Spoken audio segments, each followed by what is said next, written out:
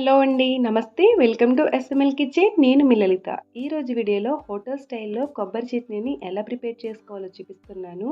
ఈ స్టైల్‌లో చేసే చట్నీ టేస్ట్ అయితే హోటల్‌ని మించి ఉంటుంది. అప్పటికప్పుడు ఈజీగానే ప్రిపేర్ చేసుకోవచ్చు. టైం కూడా ఎక్కువగా పట్టదు.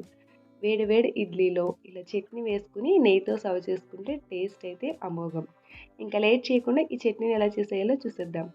స్టవ్ పైన కడాయి పెట్టుకుని 2 టేబుల్ స్పూన్ ఆయిల్ వేసుకోండి. ఆయిల్ బాగా వేడయ్యాక పొట్టు తీసి పెట్టుకున్న 10 వెల్లుల్లి రెమ్మలు, పావు టీ స్పూన్ జీలకర్ర వేసుకుని వీటిని జస్ట్ లైట్‌గా ఫ్రై చేసుకోవాలి.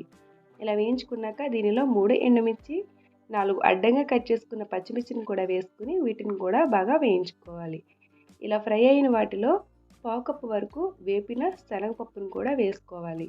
ఈ శనగపప్పును కూడా ఆయిల్‌లో జస్ట్ లైట్‌గా వేయించుకోండి. ఇలా అయితే పప్పు పచ్చివాసన రాదు.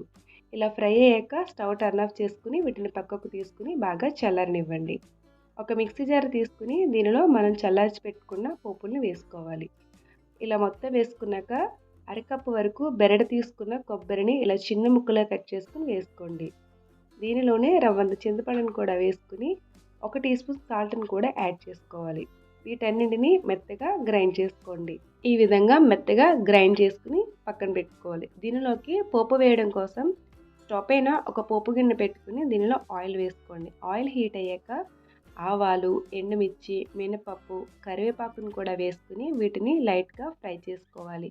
ఇలా వేయించుకున్న పోపును మనం గ్రైండ్ చేసి పక్కన పెట్టుకున్న పచ్చడిలోని వేసుకోవాలి.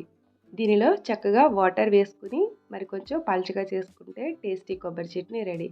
వేడి వేడి దోసల్లోకి కానీ ఇడ్లీలోకి కానీ ఈ చట్నీ చాలా బాగుంటుంది. స్టోరేజ్ మాత్రం 1 ఆర్ 2 డేస్ ఉంటుంది. అంతకంటే ఎక్కువ ఉండదు. కొబ్బరి కదా తొందరగా పాడైపోతుంది. వీడియో నచ్చితే లైక్ చేయండి, షేర్ చేయండి. మరొక రెసిపీతో మళ్ళీ కలుద్దాం. Thanks for watching.